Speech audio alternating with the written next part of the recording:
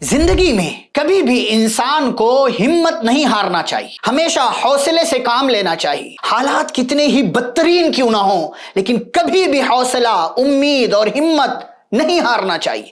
پیارے رسول صلی اللہ علیہ وسلم فرماتے احرص علی ما ينفعک، جو چیز آپ کو فائدہ دیتی ہے آپ اس کے حریص بن جائیے، اسے حاصل کرنے کی کوشش کیجئے، یعنی جائز طریقے سے، ناجائز طریقے سے نہیں۔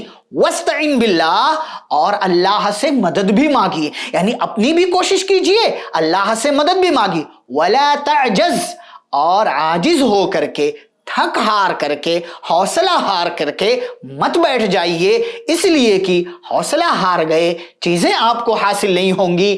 نبی صلی اللہ علیہ وسلم فرماتے ہیں بڑھتے رہو، کوششیں کرتے رہو، تدبیر لگاتے رہو۔ میری تدبیر نے مجھ کو میری تقدیر پر ٹالا، مگر اب دیکھیے تقدیر کیا تدبیر کرتی ہے۔